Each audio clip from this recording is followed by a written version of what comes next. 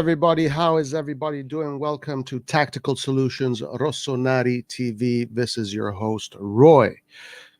Hope everybody is doing fine on this wonderful Wednesday morning, evening, afternoon, night, wherever you are in the world. Totti Brotta, Forza Milan. I love you too, Totti Brotta. Totti Brotta always here participating in the chat. Thanks for the love. Really appreciate it.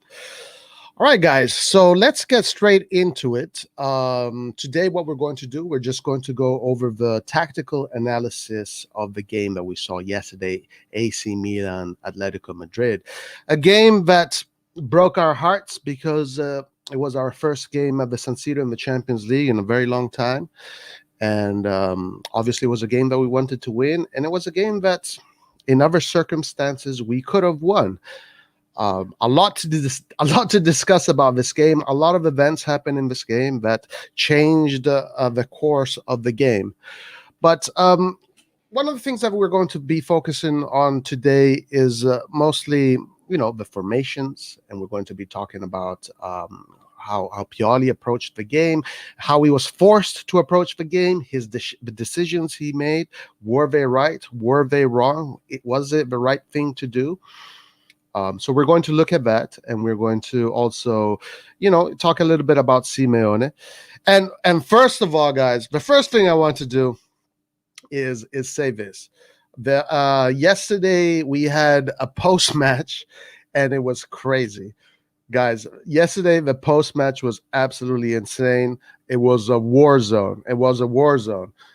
So if you haven't seen the post-match, go and watch the post-match, because it was pure war for an hour and a half.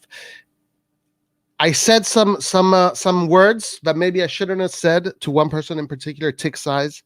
I got carried away. I shouldn't be cussing at Tick Size. I love the guy. He's a great guy. This is a public apology to Tick Size for my words to Tick Size. Even though we threw F-bombs at each other, it's okay. We love each other. We're brothers. It doesn't matter. By the way, Atalanta won today, so finally an Italian team wins in the Champions League, game day 2.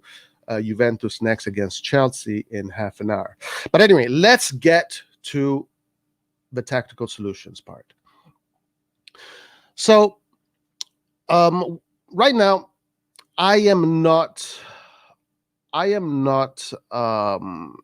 to say it this way, guys. I'm going to be as blunt as I can. Right now, the propaganda around this game is blaming the referee, all right? I don't really see it this way. For me, the referee did an okay job. I mean, he yes, that last penalty, I mean, I think they should have looked better at the VAR. But even that last penalty, I'm not really going to blame the referee for our loss tomorrow. And it seems like as I'm going through all the different content, I'm reading a lot of comments on different channels. It seems like the propaganda, I call it propaganda, is blaming the referee. To me, honestly, this game maybe could have been mitigated better. It's obviously just my opinion. I thought Pioli kind of went a little bit way too conservative on his approach, and that's what we're going to look at right away. So we're going to first of all say hi to everybody here. We got Eastbourne. What's up, Eastbourne? How you doing? Forza Milan, Eastbourne. Lav Smarts, Kessie out. Obviously, we're going to be talking a little bit about Kessie. Krunic in. Jamal, the ref. Totti Brotta, was great to see football punches globally bashing ref and starting Milan. Stating Milan was robbed. Okay, in my opinion, Milan was not robbed. All right, that is my opinion. And we'll go, and I'll tell you why. All right, let's get straight into it. So the game started with the usual formation, the 4-2-3-1. This was the first half, the team, and with the ratings, Magnan, Calabria, Romagnoli, Tomori, Teo, Tonali, Kessie, Salamakers, Diaz, Leao, and Rebic. These were the players that played in the first half. Tonali coming in for Rebic when he was substituted because of the red card for Kessie. Up until then, honestly, not much to talk about as far as tactics, because Milan played the way they usually play.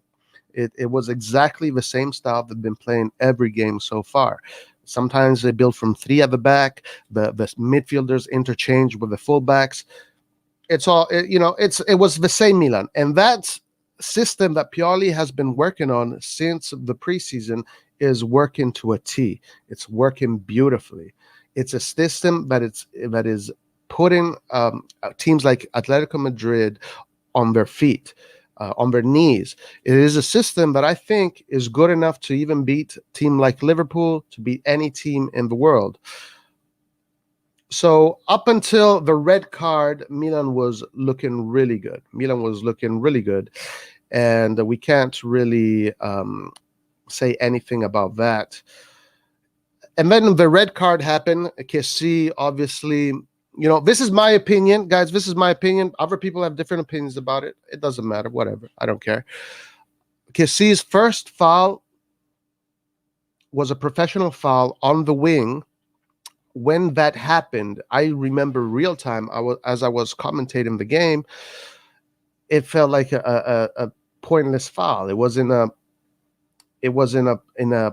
area on the field that was far away from the goal. It was on the wing, midfield wing. It was really let's just say it, a stupid foul, but a stupid professional foul that had no sense whatsoever.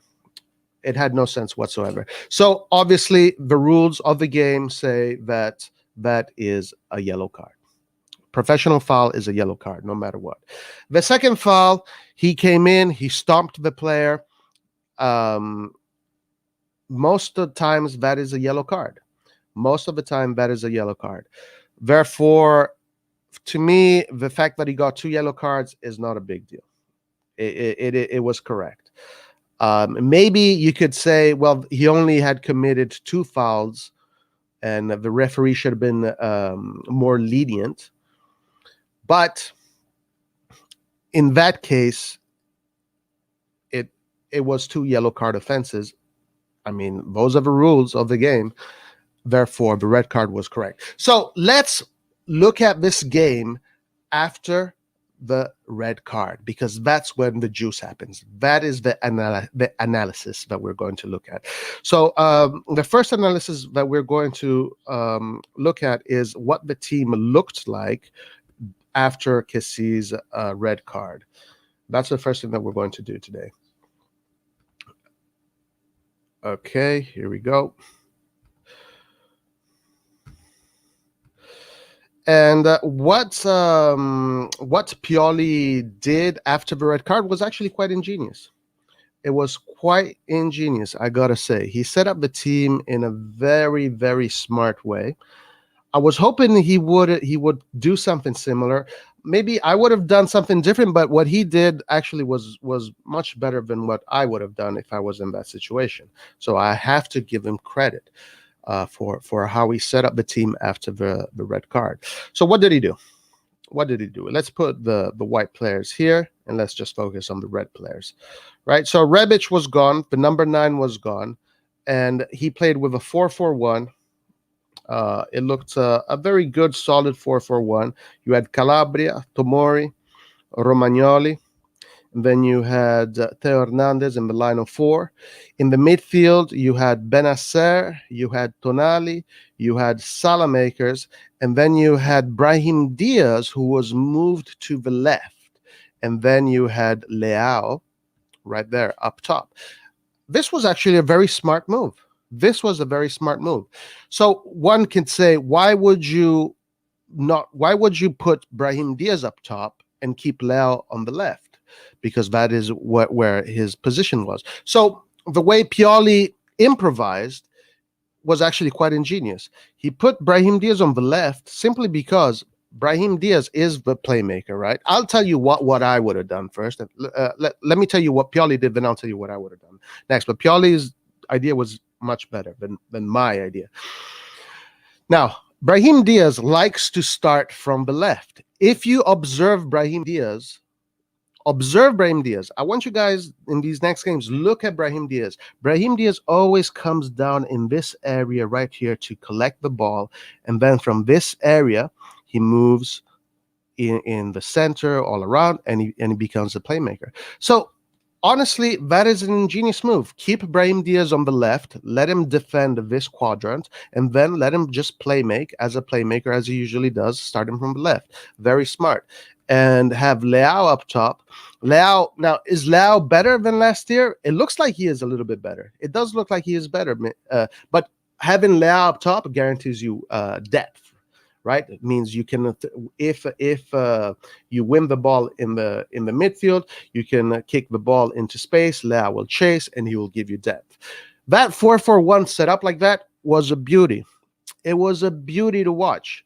And even in that period in which we played with that 4-4-1 against Atletico Madrid, we looked really good. Because essentially, even though you're a man down, even though you're playing with 10, a 4-4-1 is really not that much different from a 4-4-2 defensively, with defensive shape. The only difference between a 4-4-1 and a 4-4-2 is that when you win the ball back, you only have one target man instead of two target men. But defensively, it's the same thing. It's the same thing.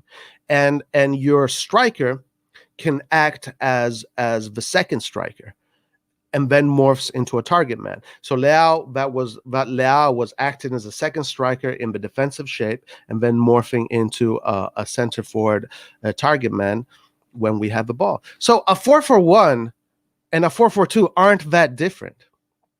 That's why Milan looked really good in the 4-4-1 shape.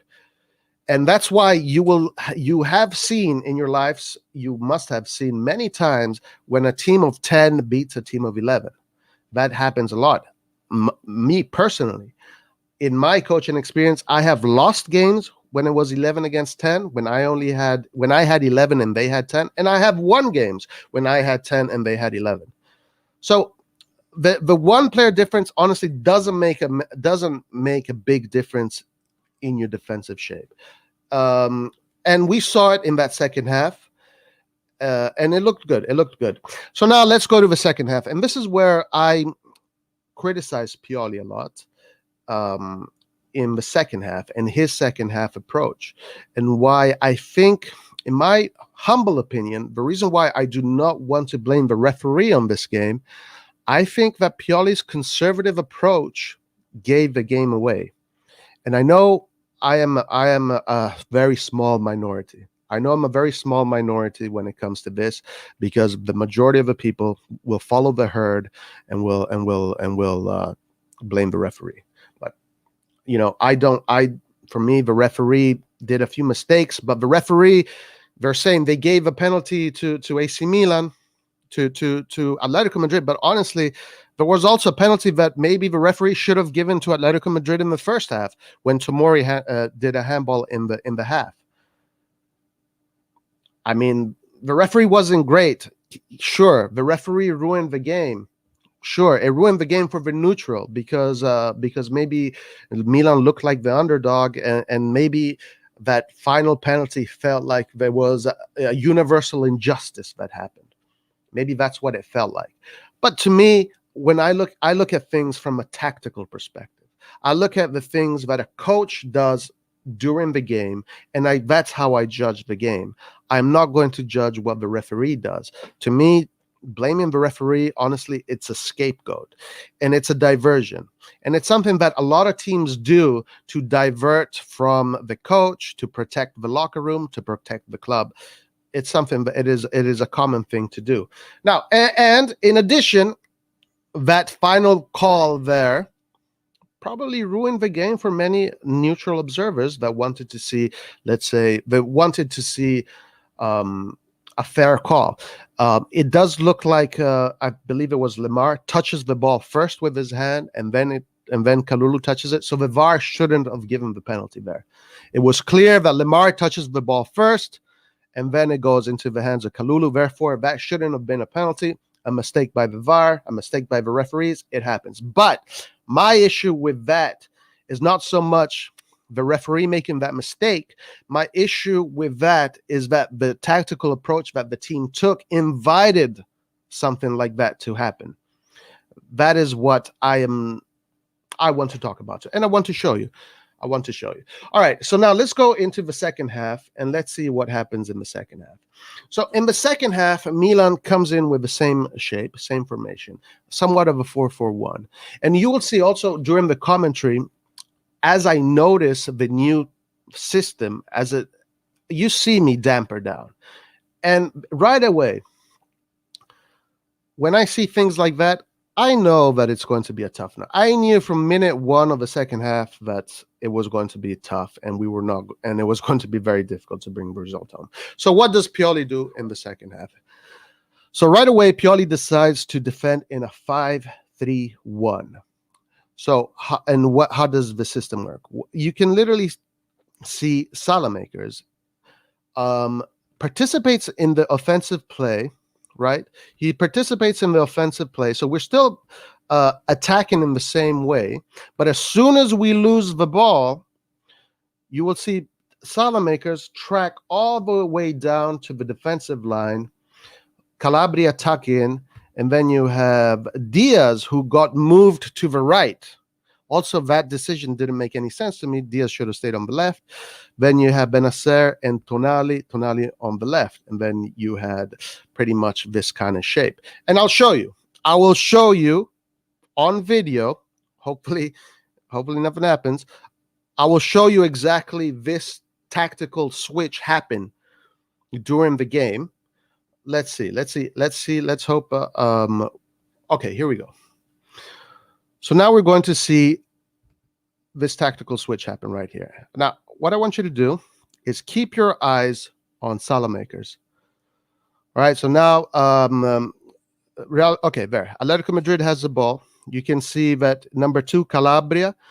You can see Salamakers right there in front of Pioli. Okay, keep your eyes on Salamakers. As soon as Atletico Madrid gets the ball, look at where Salamakers is. You have Calabria, you have Benacer, you have Tonali, and you have Brahim Diaz. So all the forward players are up there. The fullback is up there. But look at how the team morphs into a defensive shape when we lose the ball. Keep your eyes on Salamakers. This is how you read the tactical approach of the team. All right, here we go. Keep your eyes on Salamakers. Keep your eyes on Salamakers. Look at him go down. All right. So look at Salamakers right now. Look at the team. Now it morphs into its defensive posture. And this is a defensive posture, but the coach tells you this is what you have to do when we don't have the ball. So now the ball is all the way on the other side. And look at Salamakers. Keep your eyes on Salamakers.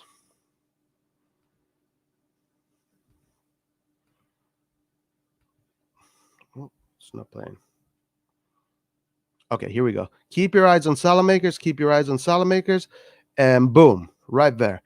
Look at where Calabria is. Look at where Tomori is. Look at where Romagnoli is. Calabria now is a central defender. Tomori is a central defender. Romagnoli is a central defender. And Salamakers becomes the new fullback. And the midfield, Brahim Diaz on the right, Benacer in the middle, Tonali on the left.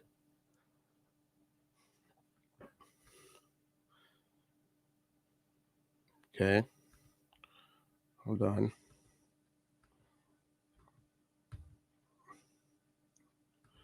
All right.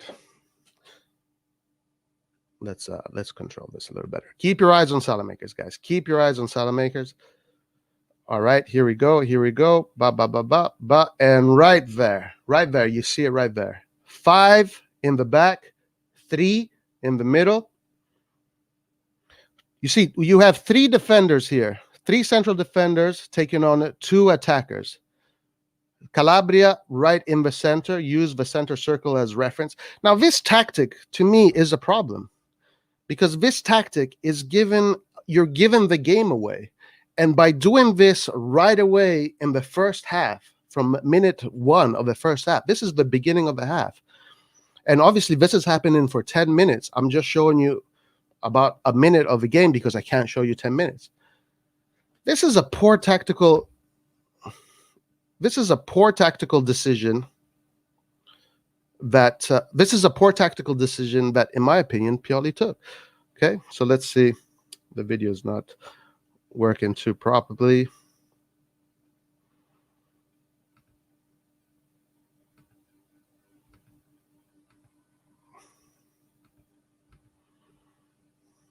All right.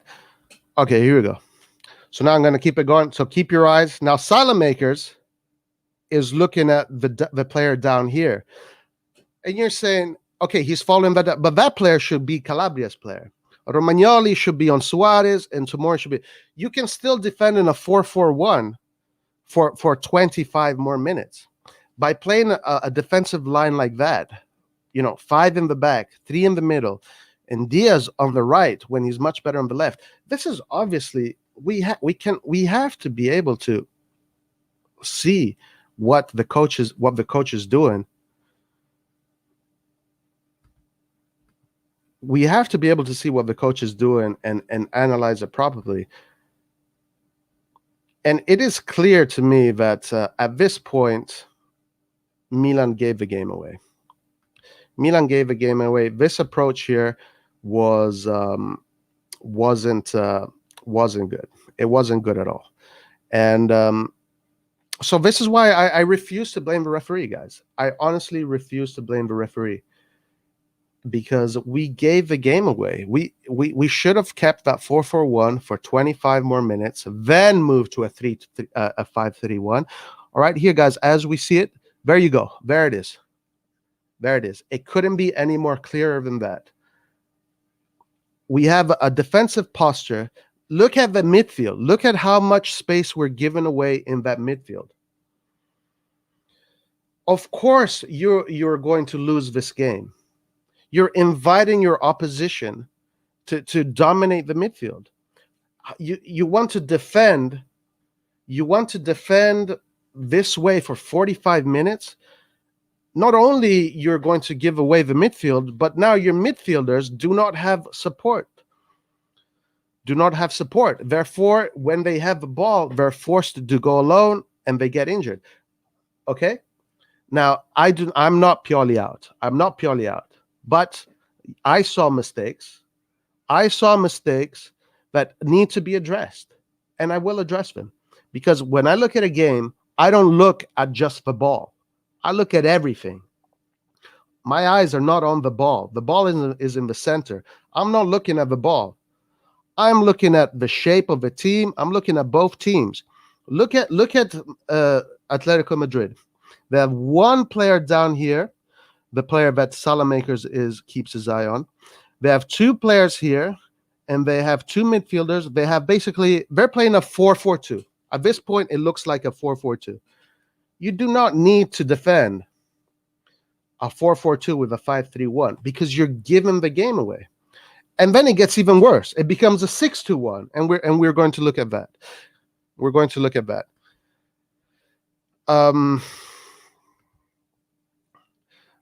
So these are things that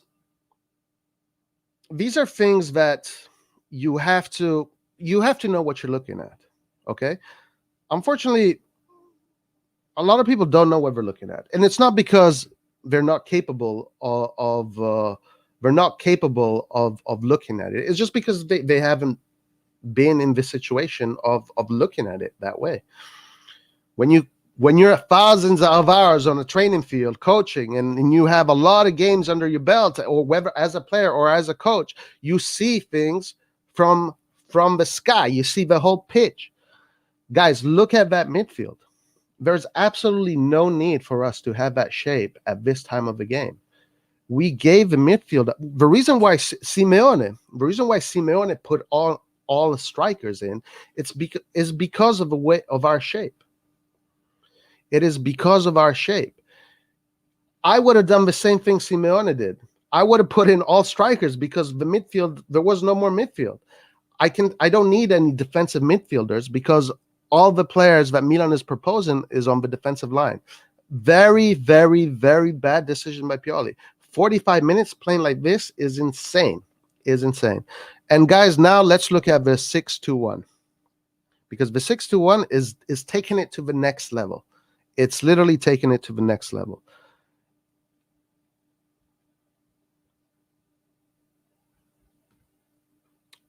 Okay, so this is the shape we saw. We saw that 5-3-1, and now let's look at the mathematics of the algebra of a 5-3-1. All right. The 5-3-1 gives you the space here, and then you only have 3 players that are going to cover this shape. So the channels are wide. It's very easy for a team to just come through you on a 5-3-1. Very poor tactical decision by Pioli. Very poor tactical decision. This is why I refuse to blame the referee for this. Okay, now let's look at the 6-1, because the 6-1 is the craziest thing that I have ever seen in my whole life. It is literally the craziest thing that I have ever seen in my whole life. And let's look at that now. All right. Actually, here, Nathan brings up a good point. Look at how many defenders.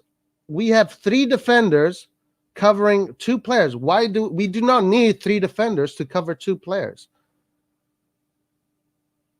You need you need Romagnoli on one guy and Tomori on the other guy.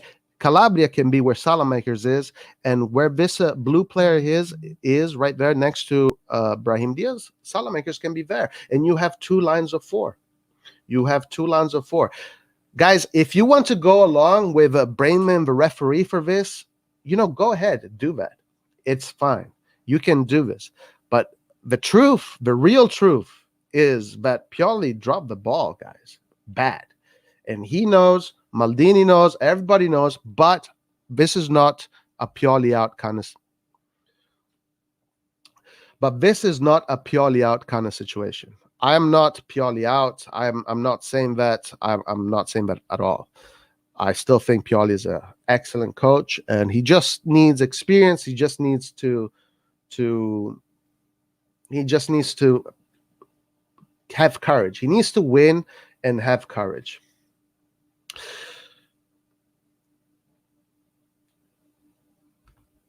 Yeah, this is absolutely wrong. You're absolutely wrong about this.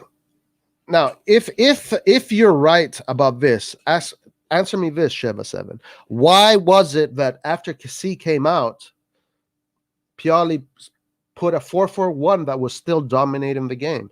You could have played that 4-4-1 for 20 more minutes, for 25 more minutes, and then at the 25th minute, the 30th minute, switch to a 3-5-1. And then maybe the last 5 minutes, switch to a 6-2-1.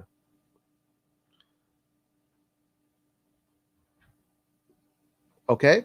So Sheva, you're making excuses. And also, by saying this, you guys, all of you people here that are saying that Milan had no choice, and you're saying that Milan is a shit squad. You are saying that Milan is a shit squad, guys, by saying this. I have seen teams with 10 players beat a team with 11 players all my life. As I said, as a coach, I have lost against a team with 10 players, and I have won with a team of 10 players against 11. It's in the tactics. One player doesn't make a big difference. By saying what you said, Sheva, you're saying that Milan is a shit squad. And Milan is not a shit squad. All right, anyway, let's move on to the 6-1, because the 6-1 is incredible. I've literally never seen anything like it.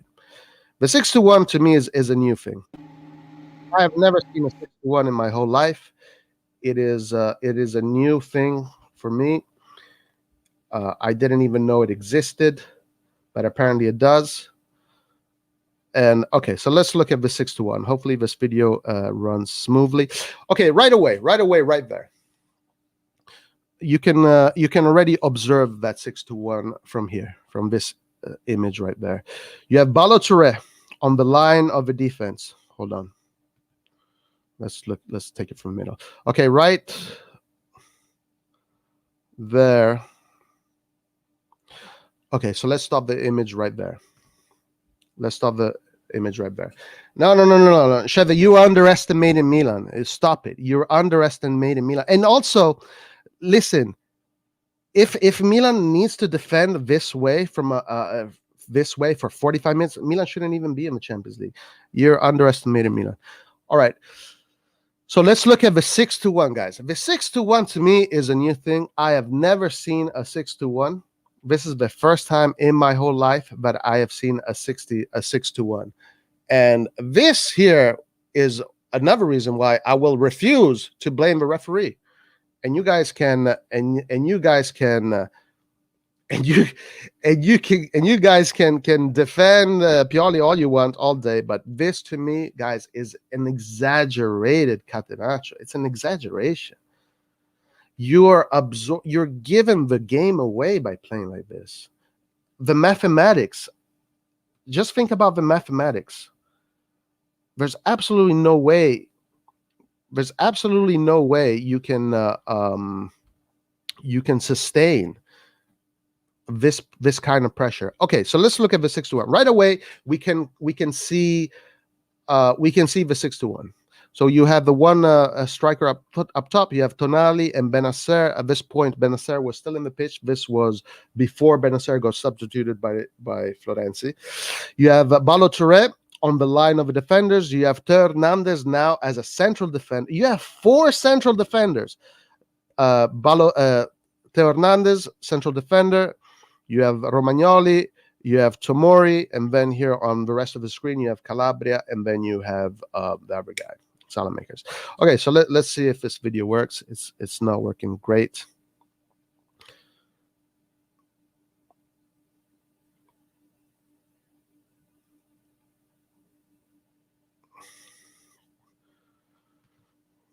Okay, give it a second here. All right, so let's look at the play develop, guys. Okay, it's going slowly. It's fine. Let's look at this play develop.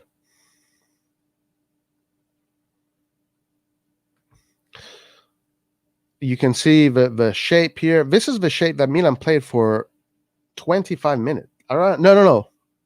35. Milan played with this shape for 35 minutes. 35 minutes playing this shape. Why? Look at that referee. Look at that referee in this image. Hold on, these videos aren't cooperating. All right, here we go. There, let's stop the image right there. Look at the referee and look at the player next to the referee. That player right there, it's too easy for them. Look at all that space. This is how you concede a game.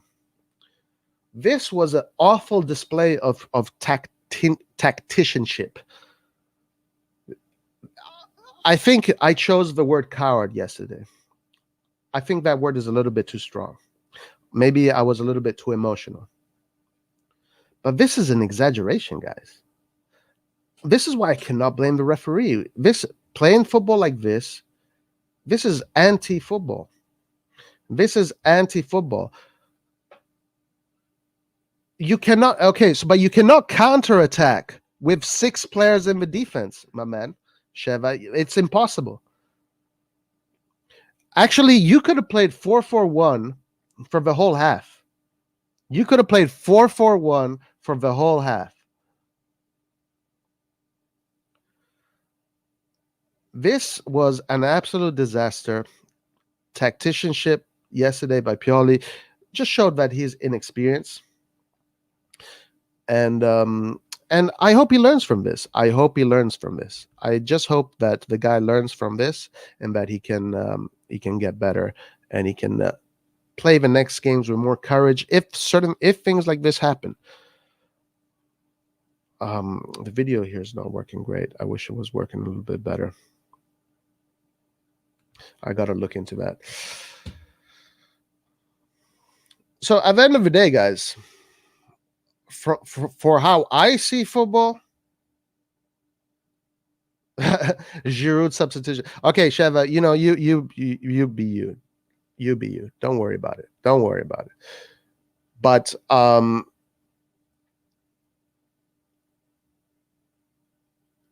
this is not how you play football, guys. This is not how you play football. And I know here, Rahil, you want to say, Romagnoli was marking, but you're inviting the pressure. And then again here, I'm starting to see some other narratives are coming up that we want to cut off Romagnoli's head, Florenzi's head. Okay, guys, but eventually they're going to shoot on goal. Eventually, if you invite a team like this into your box, they're going to shoot on goal. And before Romagnoli, before Griezmann took the shot, I think it was Lemar. I think it was Lemar had a clean header.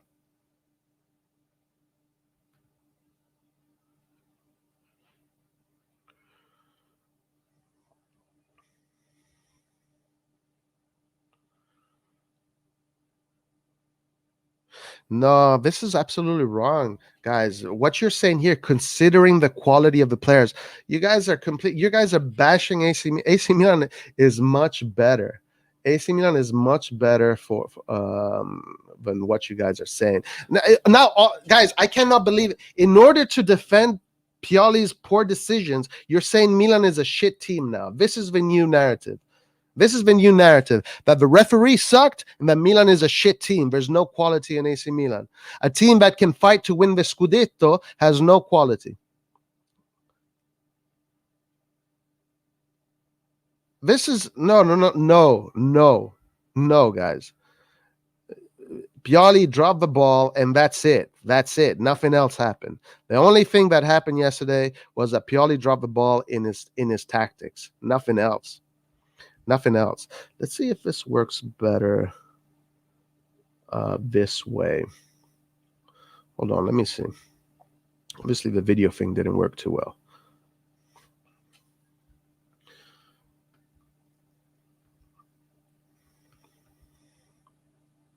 Let me see if this works better this way, guys. Hold on. Give me a second here. Maybe this works better like this, because the video thing wasn't cooperating. Let's see. Okay, let's see. Does this work? All right, let's see if this works. No, we can applaud the players, Sheva. Yes, I agree with you. The players is not the problem. The problem was the tactical approach that was just way too like the most Catenaccio I've ever seen in my whole life. Anyway, guys, so now that this video works like this, let's see if this video works better like this.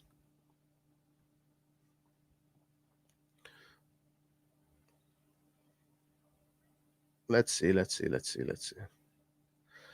see if this works better like this. Let's give it a shot.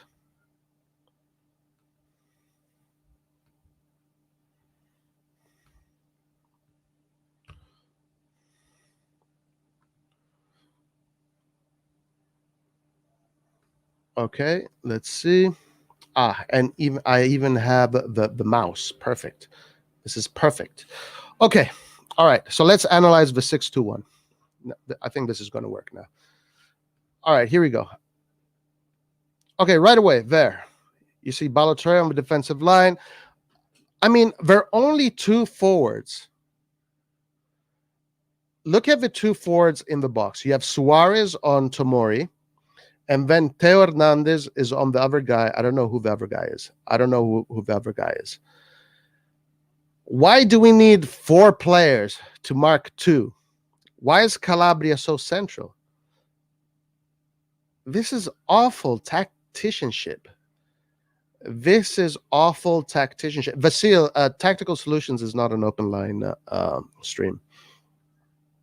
This is awful tactical solution. This is an awful tactical play. Look at the player in front of a referee. Look at how much space that guy has. He's waving. He says, "Hey, look at me," and look at the players behind him. Of course, you're going to give Atletico Madrid chance after chance after chance. Okay, let's keep on looking. Right there. Okay, so right now we see the line. So Salamakers is taking care of a winger, when Salamakers should be taking care of the player here. The winger Calabria should be on the winger. How many Milan players do you need to mark 2 attackers? Okay, so let's keep on looking. Now we see Calabria coming out of the defensive line.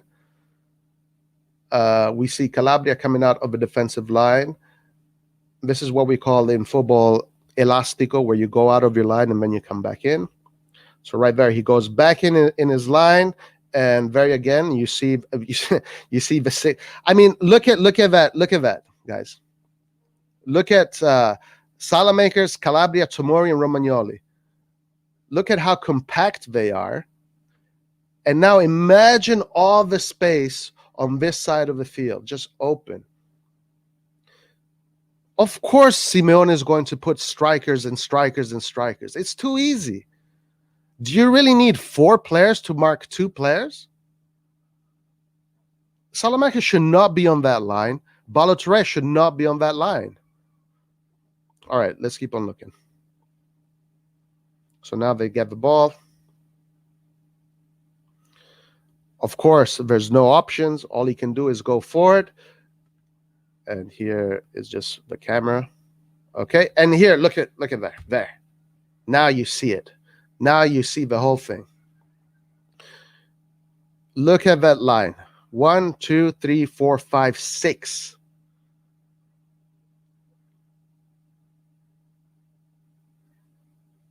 Look at that. 1, 2, 3, 4, 5, 6. Tonali next to Balotelli. Benacer in the middle, and Giroud following up to. You do not need to defend this way, guys. Look, you 6 players to defend 3 players. Tell me, give me some sense into this. Where's the sense in this? Where is the sense in defending this way? This is atrocious, guys. This is atrocious. Okay, let's now look at it. Let's keep on looking. And there you go. As clear as day. 6-2-1, ladies and gentlemen. I present to you the infamous, the famous, the one and only 6-2-1. Please make some sense into this. How can you defend this way for 35 minutes? You're going to give the game away like this. You can be proud of the players all you want. The players, as a matter of fact, the players were kind. And the other mistake that Pioli did is he shouldn't have subbed the player. He shouldn't have brought in. He should have kept Benacer till the end, and he should have kept Salamakers to the end. Because at this point, they had found their measurements, and they're keeping them at bay by putting in fresh players. Those players had to adapt to this crazy formation. That was the other mistake Pioli made. He should have kept the same players who had adapted to this crazy formation, and they're doing decently. Why would you sub him in for players that now have to adapt to a formation that has never been seen on a professional football field on the world? All right, let's keep on looking. All right, so now here, look at this. You have Theo Hernandez on one striker. You have Tomori Romagnoli on another striker. Calabria waiting here. Yeah, Salamakers should be where Calabria is. Calabria should be where Salamakers is. You don't need 3 players to be marking 2 players. Absolute nonsense. Absolute nonsense. Now you have Benacer and Calabria switching positions. Cross in the middle. I mean, it does happen sometimes where you have a 4-4 that when you squash a 4-4, it all becomes one line. But right now, guys, we're defending with one line. That is one line. That's a one-line defensive wall. This is insane. This is absolutely insane. All right, now they take the shot and they go out, and now they will settle back into the. Now Balotelli comes in. Okay, now look at Balotelli. Balotelli is going to settle back into position on the defensive line. Look at him, and there you see it again. 6-2-1. What is the sense of this?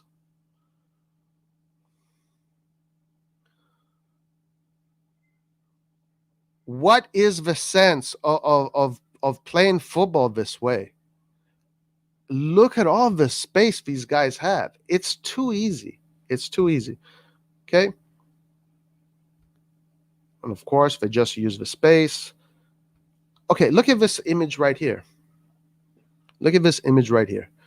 You have 1, 2, 3, 4, 5, 6 defenders now. Sorry, 5 defenders on the same line. Salamaker's coming out. You don't need all those players there. You do not need all those players there. You're just this is mathematics. This is just algebra. This is algebra, right? Not algebra. This is geometry. It is basic geometry. This guy's saying, can't you see they have 9 players attacking? It doesn't matter if they have 9 players attacking. You can defend 9 players with 2 walls, a wall of 4 in the defense and a wall of 4 in the midfield. But playing a 6-2-1, I mean, again, this is the problem that I'm having. I feel like a lot of the people that I engage with have absolutely no clue what I'm talking about. They absolutely have no clue what I'm talking about. There's very few people that actually understand what I'm saying. There's very few people on this in this community that actually understand what I'm saying. All right, here we go. Look at all that look at all this. Look at this sequence right here. Look at all that space that the Atletico Madrid players have. It is incredible. Okay? And then we have a foul. One more time, guys.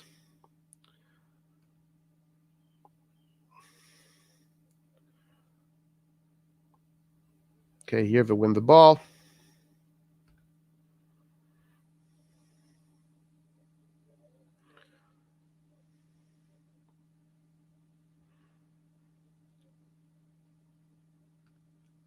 Let's look at it again. One more time.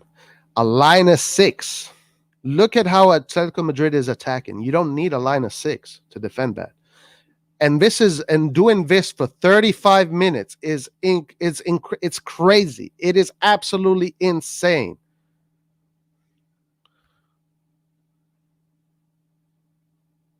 There it is.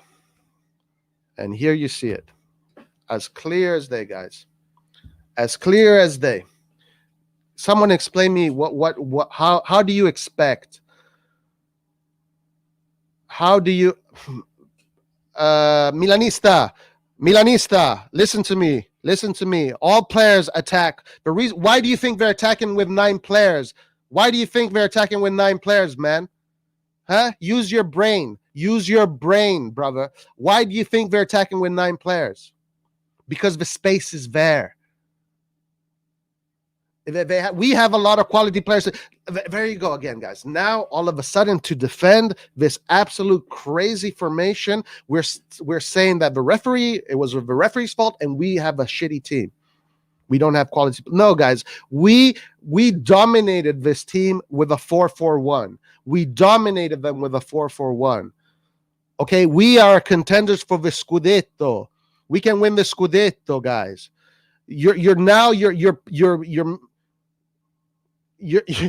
making it seem that Milan is a Serie B team. What are you talking about, man? What are you talking about? Milanista? Are you a real Milanista or what? How many games have I seen Milan play with 10 players and won? I have never seen a 6-1. Let's just say what it is. This is extreme Catenaccio that makes no sense.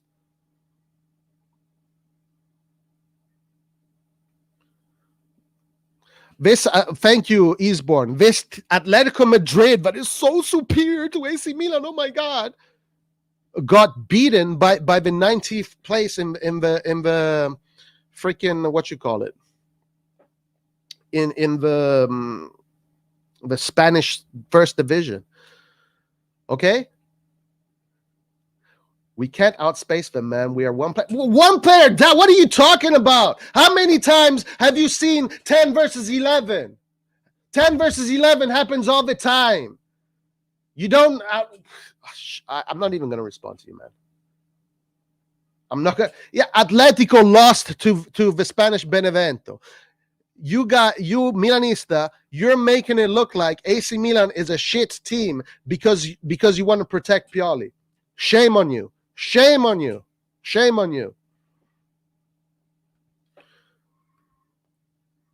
This formation here makes no sense whatsoever. This formation means, hey, guys, it's Christmas at the San Siro.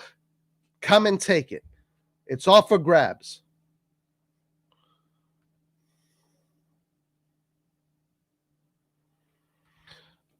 Coaches are part of the team too. Coaches are part of the team too. It's not about no attacking players to bring on, guys. Why, Necklord? It's the midfield that is the problem. We gave up the midfield. Okay, how come, Christian, how come their 9 world-class players could not beat? How come their 9 world-class players? Yeah, I know 11-11, we're a better team, but I didn't say we aren't. We are a better team. We showed that we were a better team when we were 10 against 11, 4-4-1. This is what I'm saying. This is what I am saying. Pioli should have stuck with the same thing he did as soon as Kessie got the red card for 25 more minutes, and then he could have played this obscenity, this disgrace, this anti-calcio, this disgusting thing that I've ever seen here. Then he could have done it. But the guy shat his pants, and he played this system for freaking 35 minutes. And he played 5-3-1 for 10 minutes, and then 6-1, this abomination, for 35 minutes. You gave the game away. He gave the game away. So stop coming here to tell me that Milan has no quality and Atletico Madrid is so superior to us. The fucking team that has not won a game. This is the first game that they win. Guys, this is the first game that this Atletico Madrid team wins in 6 games. It's their first fucking game. So don't come and tell me that they have so much more quality and we don't have quality. Give me a break. Give me a break, guys. Give me a break. Give me a break. This was an abomination tactically. We gave the game away at the San Siro in front of everybody. Mamma mia.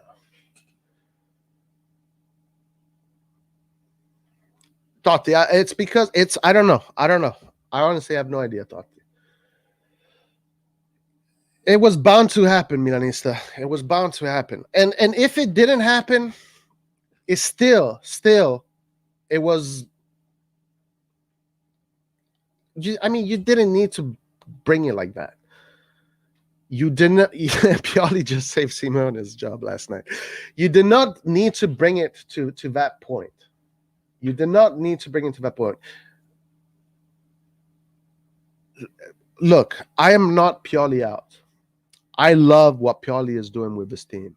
I love what he's doing with this team. I love what Pioli is doing with this team. He's done an excellent job with this team, with the youngsters. The club is doing an excellent job. And I am not Pioli out. I'm not Maldini. I'm none of that. I'm no out. I'm all in. I'm all in. But it's okay to say, hey, that guy made a mistake and point it out. I'm sure I am sure that Pioli is going to watch this game many more times than I have, and he's going to see this abomination, and he's going to realize that he gave the game away, and he's not going to do this again. So let's one more time. Let's look at this beauty. Okay, here we go. They take the shot. They resettle. Balotelli comes out, and he goes back in, and now there you have it. Boom. Right there. Ladies and gentlemen, I present to you the 6-2-1.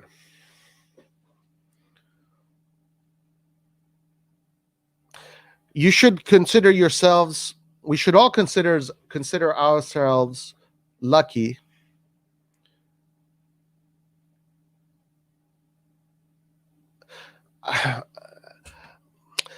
Yeah, we get his point, and it's wrong. It's wrong for you because you have no idea what I'm talking. You have no idea what I'm talking about, man. That's why it's wrong for you. Nathan gets it, Eastbourne gets it, Totti gets it. There's very few people that understand the dynamics of a football field and how a shape determines how your opponents play. Comparing Atleti with Milan is pure. Look at this guy. Now, MBGK now thinks that Atletico. Oh my God! Tell me why MGK. Tell me why MBGK, a team that is in relegation zone, beat Atletico Madrid. Tell me why Atletico Madrid has not been able to win a game for the past 6 games. The only reason they won this game. Tell me why Atletico Madrid was still suffering. Dude, tell me why. I shouldn't even be talking to you, bro. I'm wasting my time talking to you. I'm wasting my time talking to you. How come their bench didn't come through against a 19th position team, MGK? Tell me why didn't their bench come through? They're out of form. But with us, they're on form. And tell me something. How come when we were playing a 4-4-1, they couldn't get close to our goal? Tell me why when we were playing a 4-4-1, they couldn't get close to our goal, MBGK. Tell me. Come on. I want to hear it. Come on, tell me. Why when we were playing a 4-4-1?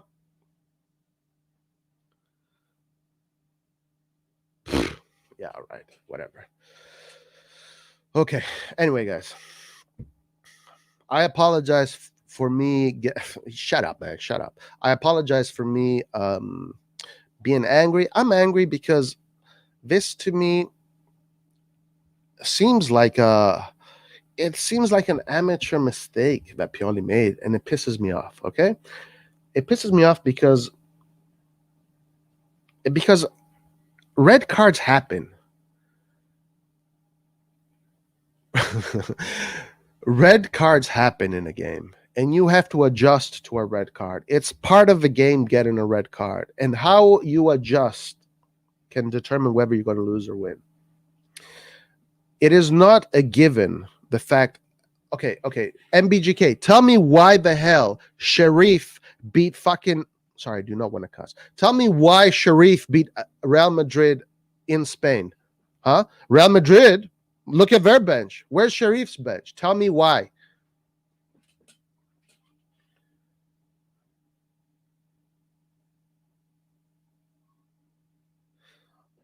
We're playing down 10 men.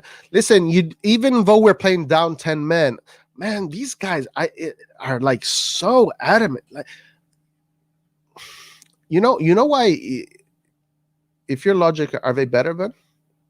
In your logic, are they better? No. According to your logic, they shouldn't have won.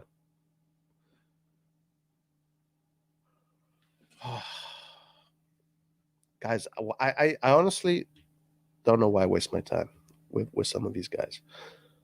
Honestly, I have no idea why I waste my time. I mean, ask them where was their bench against Porto. Right. Where was their against Porto?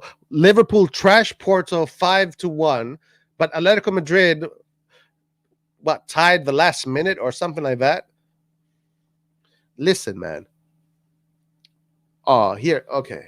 We have 6-1 so early in the game sends the wrong signal to the whole team. The formation tells Atletico very clear that Milan is only going to defend and is not thinking about attack. Thank you, guys. We have a new person here. I mean, we do have a good number of people that understand. But finally, we have a new person here that understands football. 6-1, yes. Jose Cuselo, yes. Roy, you should wear a Germain watch and monitor the stress. Especially when one of the plans for the country that would replace it, probably would have not been so brave. Exactly. Thank you. This guy here gets it. Of course, Atletico Madrid put all their strikers. Of course, they put all their strikers because you're giving them all that space. Look at that image. If you are a normal, decent coach, that's what you do. You're like, okay, this team is not going to attack anymore. They're just putting everybody in defense. So let me put I don't need defensive midfielders against this team.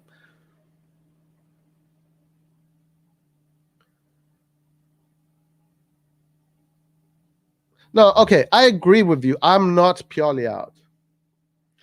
I am not purely out. I am not purely out, guys. I I love Pioli. I love Pioli, guy. I love Pioli, guys. What he's done with Milan, I know some of you even don't agree with me here, but I love Pioli. I love what he's done with his team, and I think that his tactics are brilliant. Honestly, I think that what he does, what he has created this summer, and this very fluid way of building from with three, then four, then two, and then just interchanging, and the way he uses Salamakers, the way he's used Brahim Diaz, Leao, the defenders, he is brilliant. He can win the Scudetto. This mother, this person could even go very far in the Champions League. Okay, he could, but yesterday he dropped the ball. It's okay to say it. It doesn't mean that Milan is gone. And it doesn't mean that now we have to shit on our players and say that we don't have any more quality. Okay? It doesn't mean that. You can have Messi, you can have Zinedine Zidane, you can have anybody you want on the field, but if you're playing 6-2-1, you're going to give the game away. Milanista, I know Pioli was not a, who makes these decisions, man? Milanista, who made the decision to play the team like that?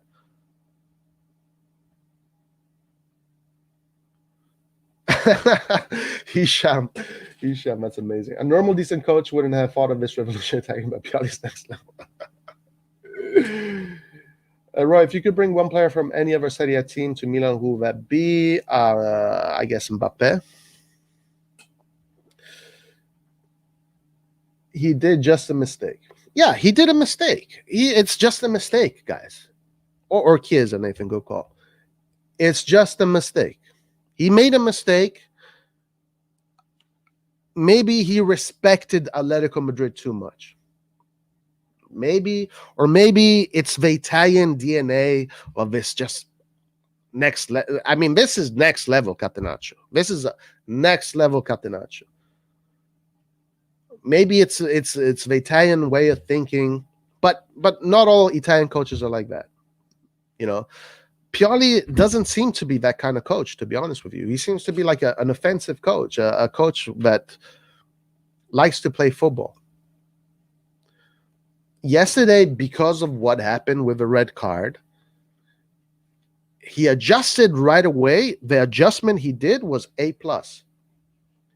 The adjustment he did was A+. Okay?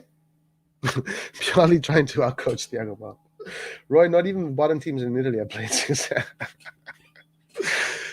Okay, the adjustment he made as soon as Kessie came out was pure gold. Honestly, you know, I don't consider myself a professional at that level, but I have enough experience to kind of have an idea of what I would do, and what I would have done was not as good at what Pioli did. The best choice there.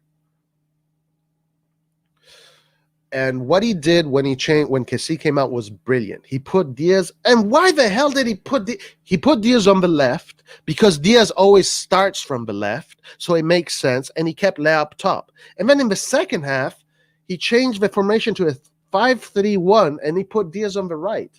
Like, where is the set? Like, what the hell was he thinking in that second half time? Like, where was his mind? I want to really go inside his mind and really read him and understand why did you think that was going to be the right decision? Because it's unorthodox. It's an unorthodox decision to start defending so deep straight away from the first minute of the second half. That is very unorthodox. Not even the most defensive coaches would do that. Like that, the traditional, the canon way to do it is just play football. Play football. Exactly, Nathan. A tactical genius, mine, bro. Play football for at least 20, 25 minutes. Give Atletico Madrid something to sweat about. Give him. This is not a gamble, bruh, Milanista. This is not a gamble. This is a Christmas present. Man, this Milanista guy. Oh my God. Gambling would have been a 3-5-1. That's a gamble. No, listen. I actually have video. Hashim, I have video of. I didn't upload it, but I actually have video of a team playing 7-1-1. No, gambling Milanista would be, hey, let's play a 4-4-1 for 45 minutes. Let's play a 3-5-1. But playing 5-3-1, that's not gambling. That's not gambling. That's just giving the game away. That is giving the game away. No, as a coach in general, he's really good. Milanese is Pioli. Pioli should be sent to jail for bad formation. Right, if you remember, Pioli did the same thing when Ibra got sent off against Parma last year. I don't remember that. I don't remember.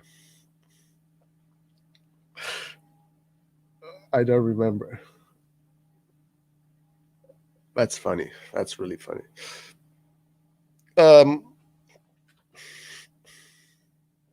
Anyway, so yes. Okay, so going back to the whole what to me, this game could have been managed better after the red card in the second half. Could have been managed better. I think Pioli's super ultra conservative formation did not work, and I know and I understand that the referee played a part in it, but the problem that I have with that is that playing a formation like this, you're inviting those situations to happen. So I don't know what to say, guys. I don't know what to say. Honestly, don't know what to say. Can we go through? Someone asked me earlier if we can go through. Let's see. I think it was Totti Brotta asked me if we can. Roy, in all honesty, what do you think our chances are of progressing out of the group stage? Honestly, if we don't get top two, we end up fourth. Screw Euro. I agree with you. Like I don't want to do the Europa League because this year the Scudetto is too important, and the Europa League would just be kind of in the way. Those Thursday games are just in the way. I would rather focus on the Scudetto. I mean, can we go through? If we win all 4 games and we get 12 points, yes. But we have to win all 4 games now and maybe tie one. It also depends on the other results.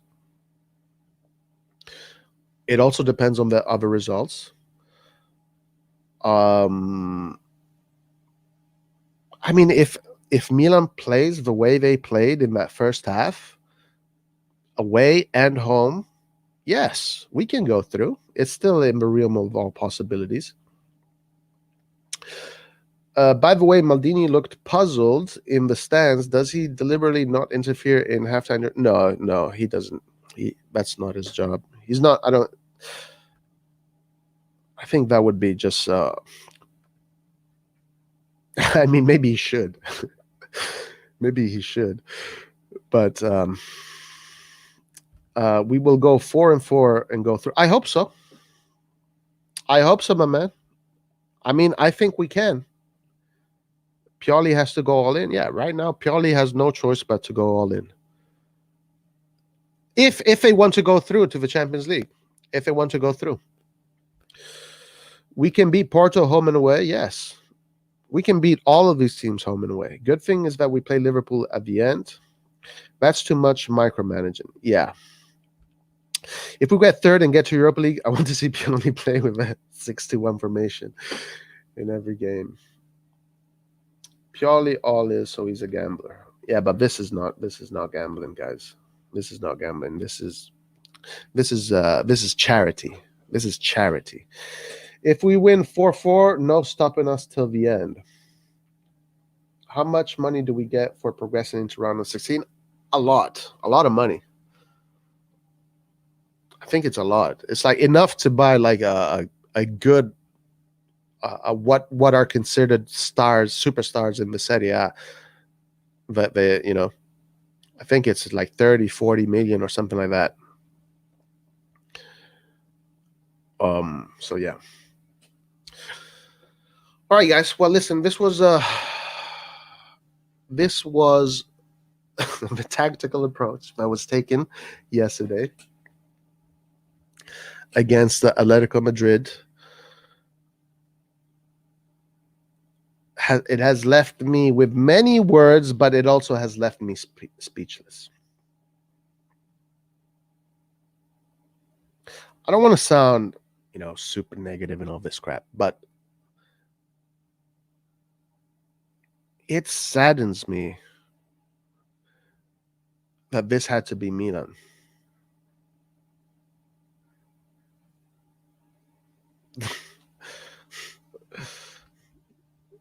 Is this your king? Who?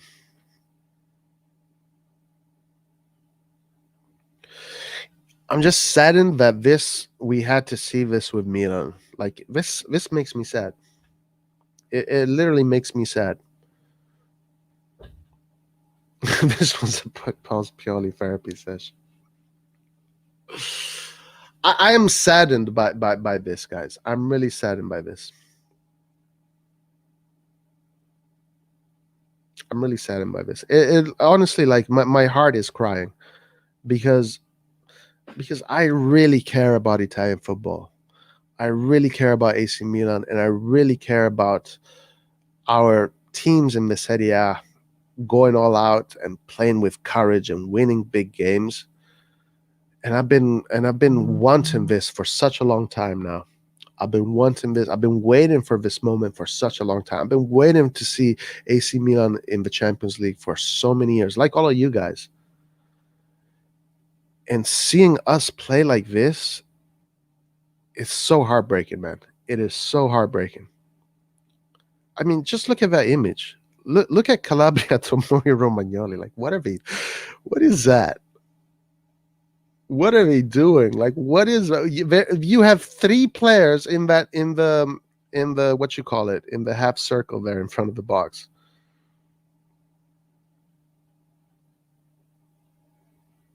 Oh my God, Lucas is here. Guys, it is literally it is a depressing image, Hisham. It is a depressing image.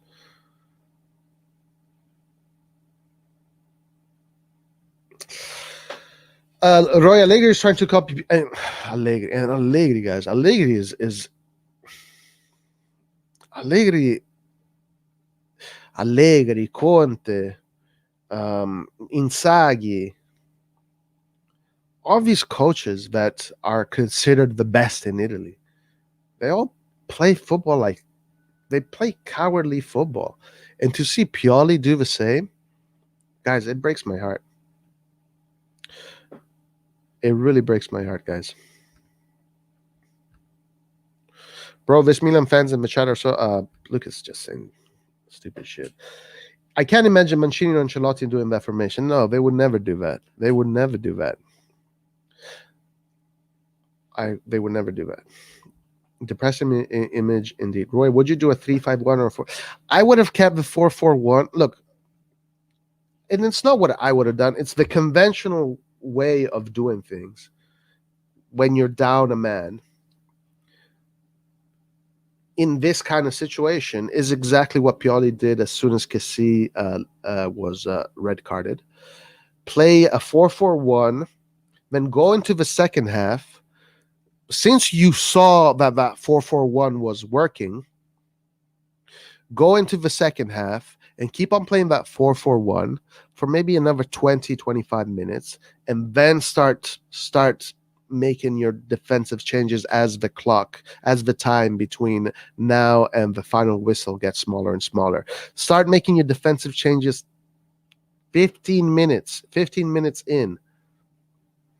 But don't do your defensive changes for fun. You're asking your players to run double. I mean, guys, Look at this formation one more time on the screen. Look at how much space the midfielders have to cover. The defenders, Tomori is useless in this. Tomori and there's like two players in this shape that don't even need to run, and the midfielders are doing all the running that those other two midfielders are doing. You're literally shifting the work rate onto the midfielders. Like, what is the sense in doing this?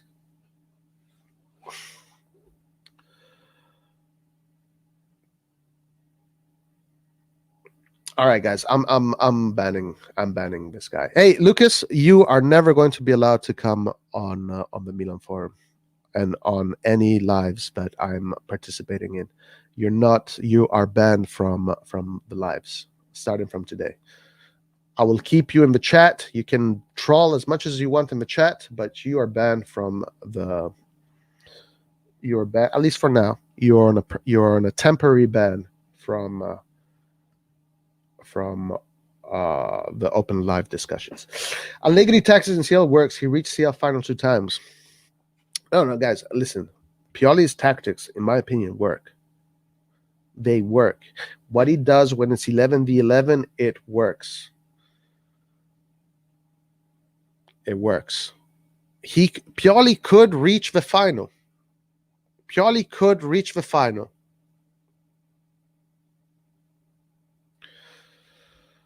Hey, Nathan, I want to apologize for that word, man. I just got angry. Sorry. I'm not sure what he's referring to. Yeah, and lost both of them.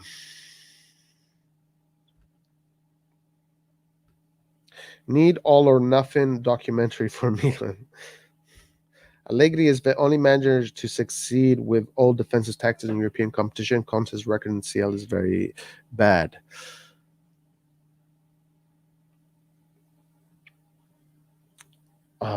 Yeah. So, guys, okay, so you were saying Totti Brotta was asking for a prediction. Let's look at the predictions here. Roy, before you go, give us your predictions for next 4 games given reality of the stamina injuries fixtures. Okay. So the next game is against Porto. As long as we play the way wow, that's a beautiful play by Ben. Wow, Barcelona. That's as long as we play the way we know how to play, as long as we play this system that we do with Pioli. His 4-2-3-1 is a beauty, guys. It is a beauty. It really is a beauty to watch. It's a piece of art. His tactical, what he did tactically with the 4-2-3-1 and the players that he has is an absolute beauty. So I want to congratulate him because I don't want to make this seem as if I am destroying Pioli, whatever. I'm criticizing Pioli for yesterday. That's it. Everything Pioli has done up to yesterday has been, in my opinion, perfect. From the beginning of the season. So against Porto, 11v11, we should be able to beat them at the San Siro and in Portugal. Then we play Atletico Madrid. Now, the thing here is that we have to beat Atletico Madrid if we want to go forward. We have to beat them if we go forward. The thing here is that traditionally, I think that Milan has a very poor record in Spain. I think out of 17 games, Milan has only won once in Spain, and it was that game against Real Madrid, coached by Leonardo, when Leonardo played the 4-2 Fantasia. Pirlo, the goal, and I think it was Pato scored. I think that out of 17 games, that was the only one we won in Spain. So Milan has a very bad record in Spain. It's very difficult to play in Spain.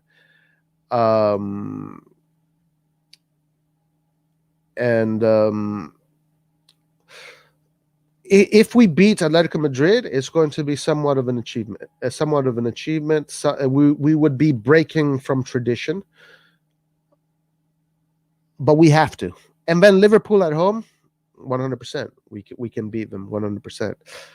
Um, Now, of course, we have the issue here with Kessi. Is Kessi still a Milan player? The guy is obviously, his mind is not in the game.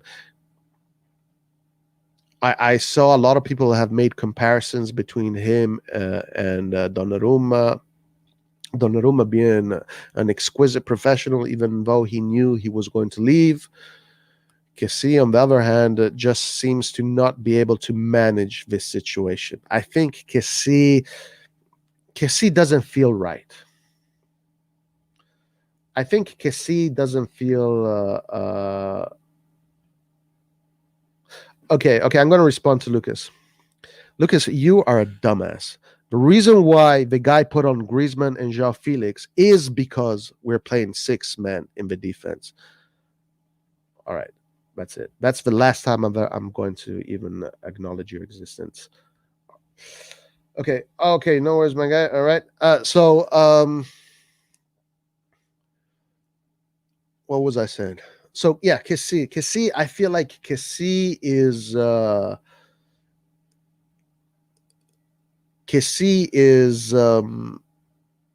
having a very tough time managing the situation with the contract. It almost feels like in his brain, in his soul, in his spirit, he doesn't feel right about it. And I think he's embarrassed when he's at Milanello. I think the relationship has to be different. The dynamics of the relationship in the locker room have to be different. The hierarchies have changed.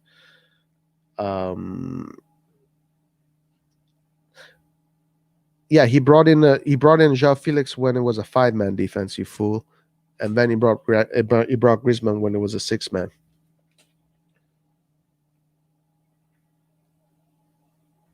Well, no, actually, he brought João Felix when it was 4-4-1. Anyway, I'm not even. Listen, Lucas. This is the last time I'm going to talk to you, Lucas. So cherish these words. I am not going to ban you from this channel. You can come here on this channel and you can talk your trash all you want, but you have a temporary ban from the lives. You're not going to be coming on the lives for maybe 2 or 3 months. Maybe when you start to drop your balls, maybe you can come on the channel. But right now, you're too much of an immature child and you do not deserve any live airtime on this channel. So the issue with Kessi, the issue with Kessi is pretty bad for now. But let's look at it this way. We do have Tonali, which looks like he's taken charge of that position. He looks like a really good player right now, and he looks like he's developing in the player that we thought he would have developed in. And I think that Tonali and Benacer are going to get the job done. It's good also that Tonali is stepping up, because in that AFCON month where Kessi is going to be gone, we will need Tonali. We won't have Benacer. We need another midfielder. So we got to fix that situation. All right, this one is accurate. Kessi said so many good things, and he doesn't seem like a bad person. He seems embarrassed from his face reactions. Yes, exactly. He seems embarrassed. That's what I'm saying. Hey, what's up, Safe? How you doing? They are more than getting the job done. Tonali is the one getting useless cards as well. Kuvrasu should go hard on Kessi, or else it's no use playing him if he doesn't want to stay. Like, we have to really be careful with Kessi, because his state of mind could literally jeopardize our his state of mind could jeopardize our objectives. Yeah, Benacer is also leaving for AFCON. So at that period, according to the team that we have right now, we will have Tonali, we will have Bakayoko, and we will have Krunic. It's not enough. We will need more there. Sad if Kessi was a player from last season, along with the improvement of our team, we would have been unbeatable. One injury from seeing Lord Krunic at DM. Krunic, guys, has grown into a really good player. Um, I think Krunic has become a really good player. I think he's developed in a good player. At least he showed to be a very reliable, good player. Calabria going to play again in midfield. Let's go Davide. Yeah, I mean, I don't want to see Calabria midfield. It's not his natural position. I would rather not see that. Yesterday, when he went in the midfield, actually, we suffered even more. That's another problem. That's another issue that I had with the substitutions that he made yesterday. It's that the team, even though, as I said earlier, even though this team played this extremely conservative 6-1, it was doing okay. It was kind of keeping things at they were kind of keeping things at bay. But then he changed the players and he put Calabria in the middle, put this guy here, put that guy there. Man, Pioli dropped the ball big time yesterday, guys. Skiller Sambro, in the end, we are all Milan fans, and one's opinion is more relevant than the other. Krunic is underestimated. I think Kalulu can do CDM. Actually, CL games. Kalulu could do CDM. He does. It does seem to. He does seem to have those qualities. Yeah. Actually, CL games are not that important for that season. Kasi bad form may be a negotiation advantage for us. I'm not sure what you mean by that. All right, guys. So we are. We can still go on for a little bit more. So in the Champions League, one of the positive things out of this week that I really liked is the youth and how the youth have done in the youth Champions League. So Inter, I believe, won. I think they won. Milan tied against Atletico Madrid. And Atletico Madrid is the youth system. It's always a good youth system. Atalanta won against Young Boys, but the big result was Juventus, the youth system of Juve, beating Chelsea, that has also a very good youth system, 3-1. So good results for the youth. Good. It's good for the future. It's good for the future. The seniors, on the other hand, at club level, Italian teams always struggling, and it's a goal for Juventus. Actually, Juventus just scored right now. Enrico Chiesa just scored for Juve against Chelsea right now.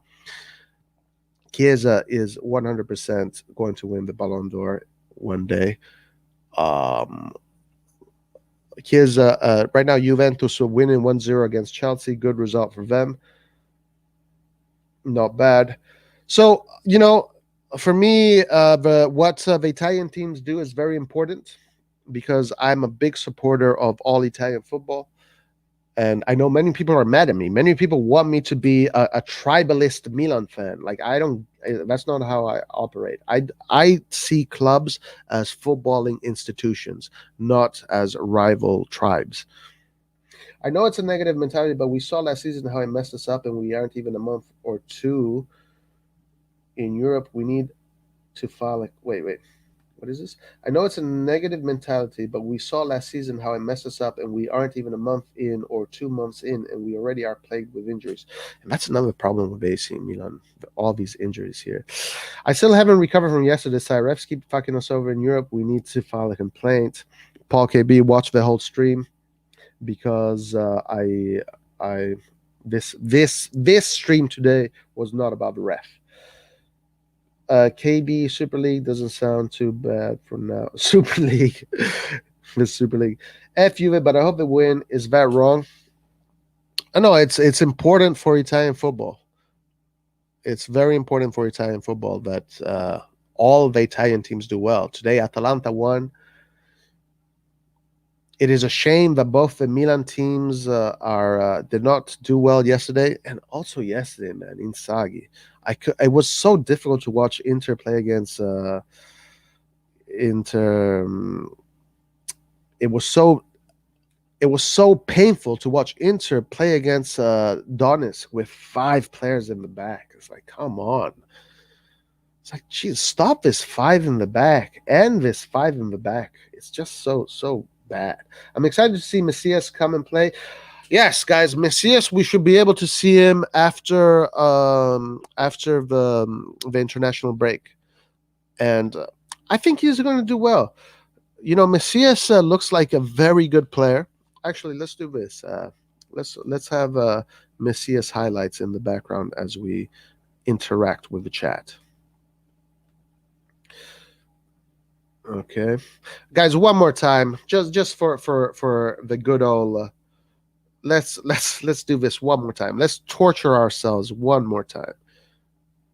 Here we go.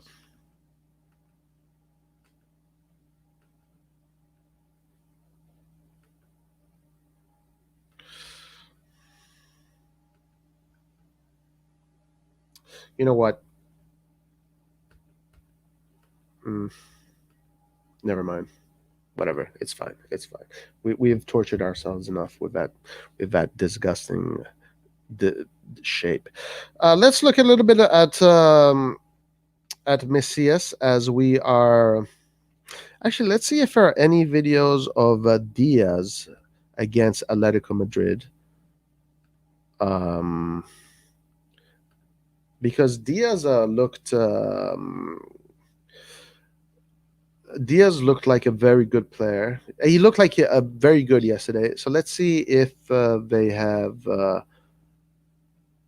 any if someone put up some Diaz versus Atletico Madrid highlights, and maybe we can analyze that. That's always fun. Let's see if we have that. Did anyone put out?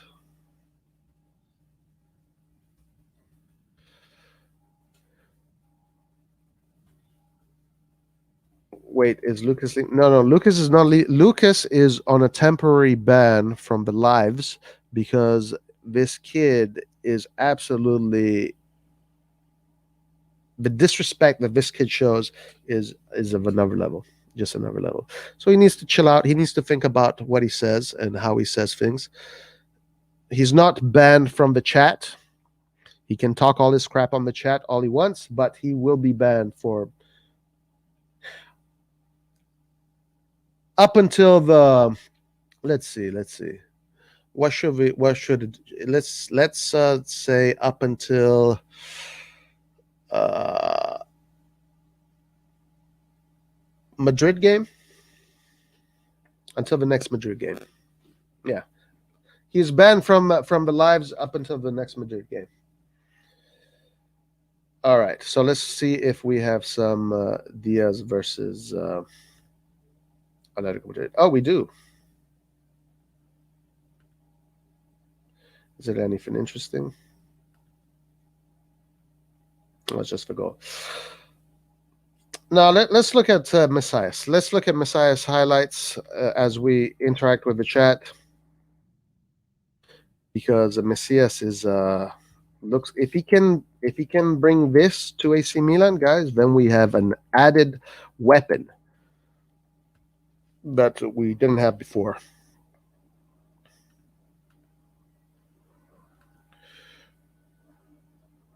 All right, here we go.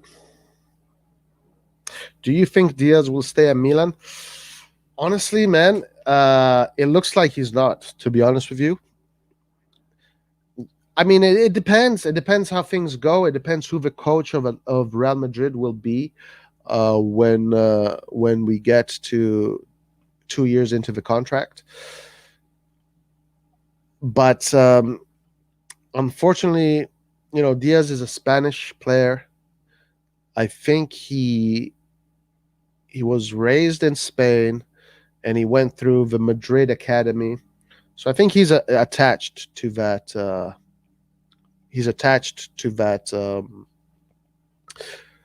institution, and you know, obviously, Real Madrid is one of these teams that many players want to like be successful in. Right? It's a big club. It's one of maybe it's realistically the biggest club in the world.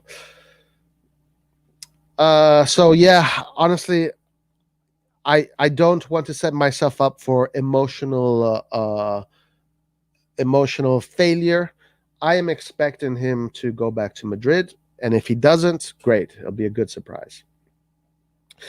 Realistically, how many games do you think Ibra will play this season? I think less than 20. Uh, man, 20 is. I don't know. I think it's strange that he got called up for the Swedish national team.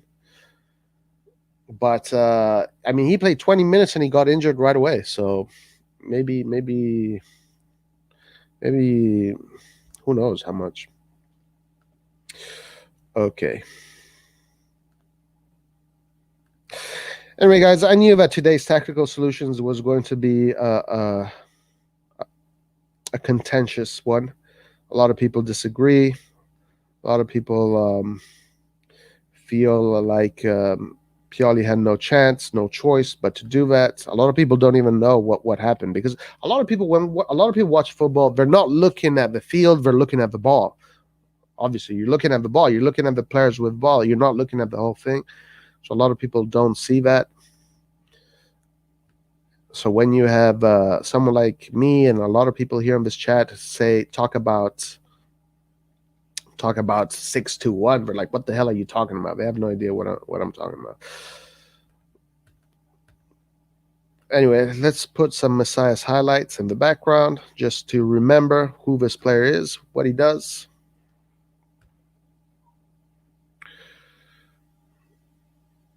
This is an added weapon we should be having soon.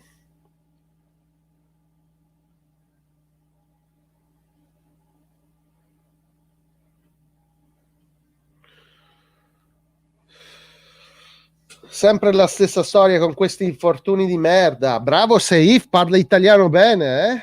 Parli italiano bene, Seif. The genius of the 6-1 is beyond their understanding. Oh, man. That's funny. That's funny, dude. We need a real striker in January. We can't rely on oldies and useless Pellegrini. Well, first of all, I don't think that Pellegrini is useless, and but we do need a striker that is in 27, 28, that range, a striker that is in his prime. We shouldn't be relying on a super young striker like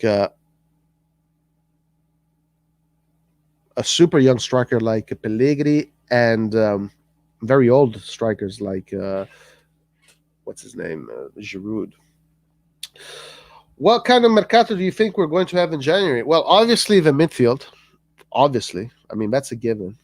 We're obviously going to be looking at the midfield, and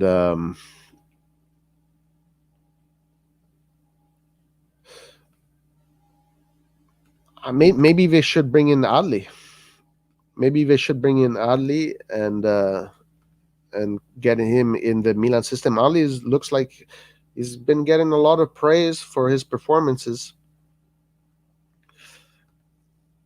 A lot of good words for Adli. My internet connection today sucks. Good to see all the English clubs except Liverpool on the verge of losing this week. Yes. Do you think Pobega can replace Kessie? I think he can. Well, Pobega, yes. I think he can replace Kessie, absolutely.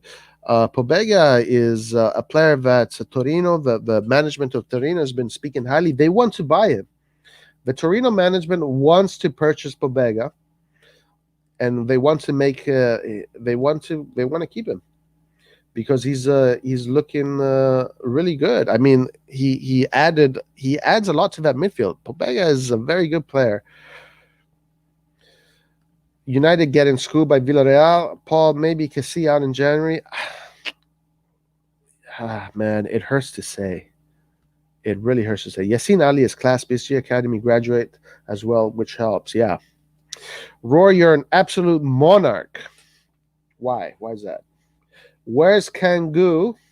Kangoo is probably watching Villarreal right now. Good for Manchester United to get some results there. Ole, would you tear him apart? Thankfully, we don't have to worry about Ole. Pobega will be at Juve, Inter, or Atalanta in a few years. Of course, Mustafa. Maybe Roma. Karim Adimi looks like the next Haaland. Karim Adeyemi. Who does he play for? I don't want to see them in UL again. Well, okay, so Messias, guys. Messias. Let's look at his footwork. Let's look at his touches. Wow, good speed there. Nice. So we're going to be. I hope he can bring this to AC Milan too. I hope he can bring this to AC Milan. No one's buying Kessie in January. I just don't see it. He'll be free in the summer. Yeah, that kind of makes sense.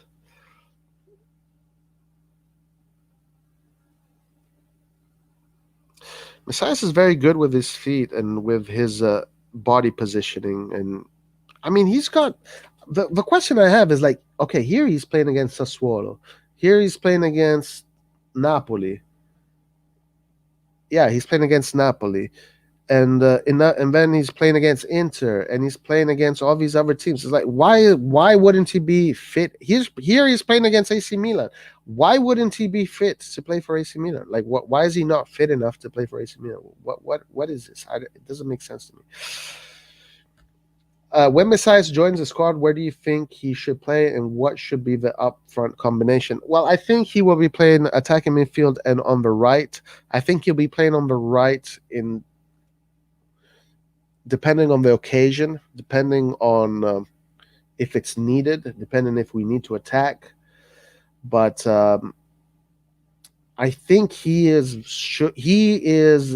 because every position has two players, and the only position where we don't have two players is the attacking midfield position. So I'm assuming it's going to be attacking midfield. At least we don't feel bad for losing Kessie anymore. You know what? I was thinking, Mustafa, is like, is he doing this so we turn on him, and therefore when he leaves, we're going to be happy that he leaves? Is he jeopardizing the team on purpose for that reason? I'm mad at Kessie. I've subbed him out of my FIFA 22 Milan team. We got Messias last minute. He doesn't know our tactics, and he had some fitness problems. It's not the same tempo playing for Milan and Crotone. Messias might be a super nice surprise for us. I hope he is. And I think he can be, if he can do what we are seeing here on the screen. If he can do this for AC Milan, I mean that's an added player with quality. Look at how he just goes through Insigne there. I mean, he looks like he has a good power burst. And with 2 or 3 steps, he can take on a player. Kessie and Donnarumma alone are worth like 120. I know, Safe. That is really sad. Left back doesn't have 2 players, so it doesn't count. Balotelli, man. Balotelli needs to step up his game. He definitely needs to step up his game. Oh, we might have a penalty here for Chelsea, guys. We might have a penalty for Chelsea. Let's see. It is a VAR check. No, not a VAR check. My theory is okay, yeah, Balotelli very no composure on the ball. No composure on the ball. He needs to have more composure on the ball. He could learn. My theory is he got the Milan Sarli early and ate too much this summer. Totti brought to trying to renew both Zaniolo and Pellegrini. I would like to have both of them. Yeah, shit, man, that's good. That's another level right there. Would you play him? Would you play him or Maldini? All right, Maldini. We do have Maldini. Man, Maldini looked great against Spezia, and he scored too. Tere is the next Constant. Constant was technically better than Tere. Technically better. I think Messias will be a pleasant surprise. His story is incredible, and he's hungry. I hope so. He does have an incredible story, very unusual story, and He's has a lot of faith, and he believes that the spiritual whatever brought him to AC Milan. Balotelli seems like the next like Salt. Man, like Salt. I think Balotelli is a little bit better than like Salt. Only speed. Maldini paid his loan fee in burgers. Exactly. Where does Ali plays in midfield? He can play in the midfield right, Mezzala. Ooh, guys. Oh my God. Juventus almost scored a second goal. Just missed a second goal. Really close. Really close. All right, guys. We have 15 minutes left to the end of the stream. We're going to go on for 15 more minutes.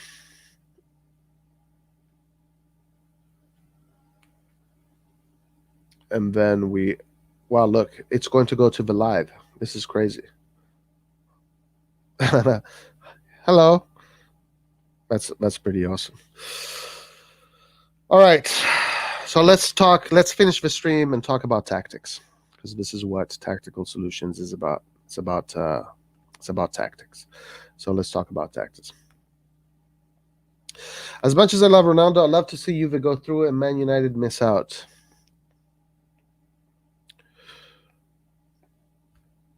I mean, I just want Italian teams to do well, man. That's all I want. I just want Italian teams to do well. I don't care who it is. I honestly don't care who it is. All right, guys, let's just finish the stream off with some tactics, talk about some tactical approaches, and then we will close for today. Tactical Solutions is a show that I'm going to be doing every next game day, and just talk about tactics. And I just want to reiterate that the way Pioli set up his team right now with this 4-2-3-1 works really well. It works really well, and it is absolutely fantastic. I love it. I think this system can beat anybody. And I like how Brahim Diaz, I mean, yesterday, Brahim Diaz played against a team that was quite physical, and he won a lot of balls. He won a lot of challenges in the middle of the park. And another really good thing about yesterday. So let's do this. Let's finish talking about the positive first 30 minutes and what Milan did in those first 30 minutes. So same thing as always. Nothing new, nothing different. But what I like about what I saw yesterday is those vertical passes. Both Tomori and Romagnoli were finding these really nice, beautiful vertical passes with ease all the way between the line of the midfield and the defense. So going through the offense, going through the midfield, finding Brahim Diaz a lot. Brahim Diaz collected the ball between the lines, and then he attacked. Leao overlapping, Theo Hernandez overlapping, and it looks good. It works really well. Actually, I noticed this. I want you guys to notice this about AC Milan. A few things. Notice how one thing I spoke about earlier. Brahim Diaz always comes in this area to collect the ball, which to me, honestly,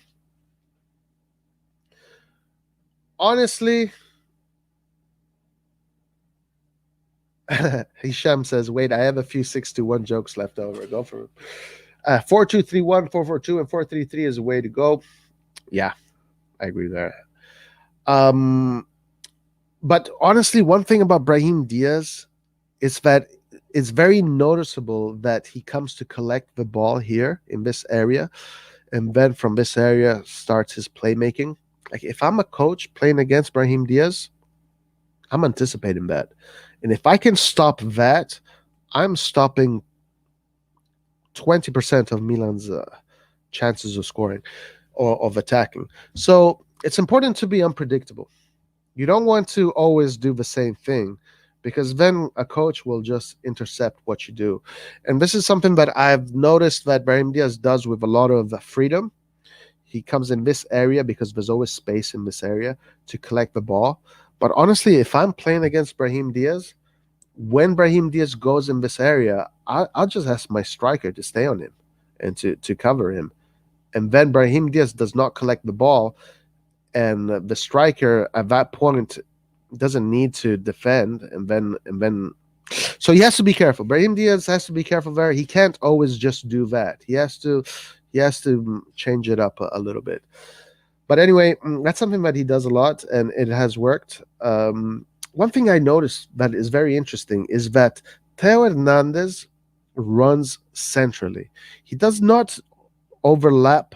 I mean, it's both, it's 50-50, but a lot of times it's Leao wide and Theo Hernandez, instead of overlapping with Leao, which sometimes does happen, but it happens from this position right here, and then he ends up overlapping. But he runs centrally towards the center of the goal. And it's a quite interesting tactical solution. Salamakers yesterday stuck in this area most of the time, but Salamakers' position is very interesting too. It is very interesting too. Roy, would you ever coach Milan U21 if you got offered the role? Oh yeah, of course. Well, here in California, Milan does not have an academy. So if they did have an academy, I would definitely put in my resume. Juventus has an academy, PSG has an academy, Bayern Munich has an academy, Barcelona has an academy, Real Madrid has an academy. I think that's it. Oh,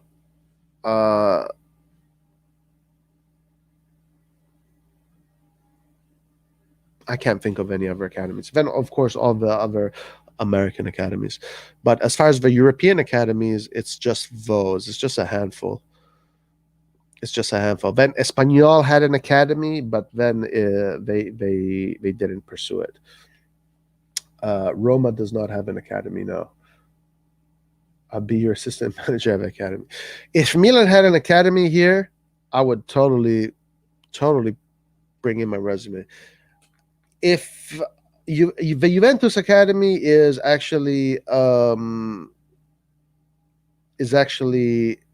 it's Del Piero's Juventus. He is the president of the academy here, so he has academy. It's kind of far. It's about 40 minutes away from where I live. 6-1 is the only thing in my playbook, says Isham. Yes, we'll make 6-1 famous.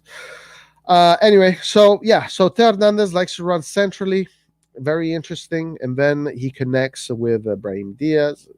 Now, one interesting thing that that this new tactic that Pioli has developed is this interchange that he does with the fullback. So let's say Milan is starting the ball from the back, and in this case, Theo Hernandez is already up the field, and he doubles up as the winger, and you have let's say Calabria here. So Calabria goes up the wing.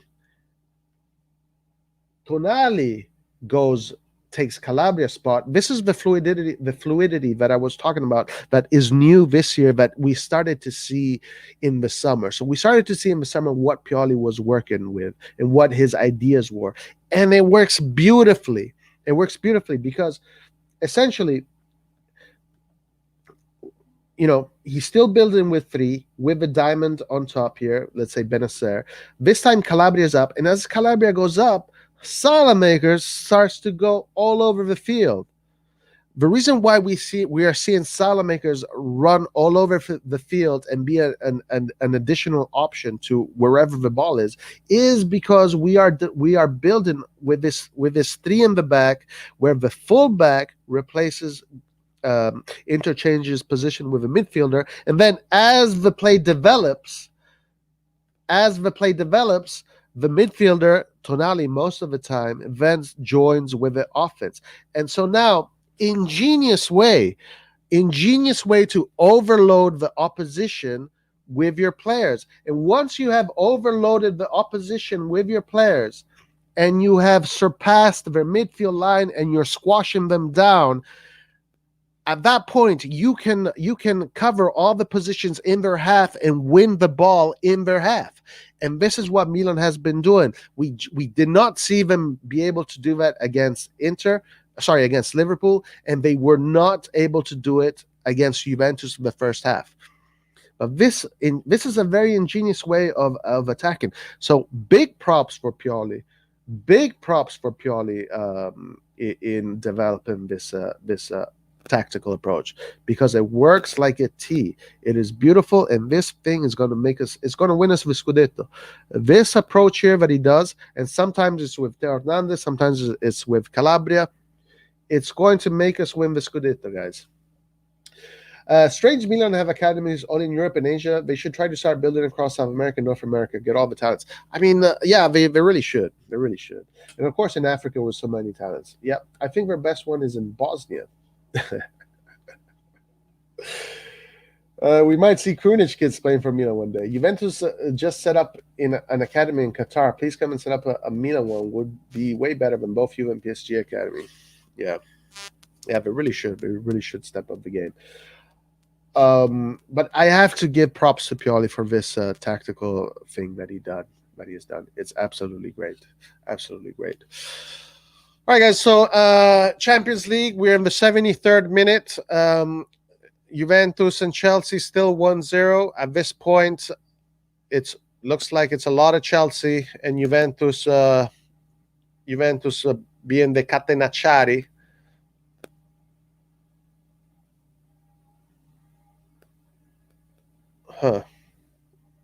Juventus trying to play on the counterattack. But anyway, guys, so this was today's edition of Tactical Solutions. I know it was a rough one today.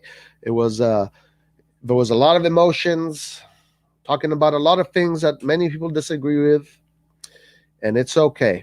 It's totally fine. I thank you, everybody. Barcelona losing against Benfica. Wow, that's crazy. That is absolutely crazy. But anyway, guys, thank you for being here. Thank you for liking the stream, and yeah, guys, please like the stream and always participate in our content. We're going to do a Milan forum. The 621 edition will never top this episode.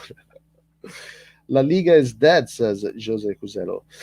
Listen, guys, I know today was for some people it was very rough, but it is what it is. We live to fight another day, and this Sunday, guys, we have a huge game against another title contender, maybe, which is Atalanta. So we're going to have a Milan forum. Join us for the Milan forum, open line discussion. Maybe there's a live tomorrow. Maybe Lart is doing a live tomorrow. But guys, thank you, everybody. Love, peace, and serenity. Have a great day, afternoon, morning, wherever you are in the world. Enjoy the rest of your day, and we will see you next time. Thank you very much, everybody. Arrivederci, and ciao.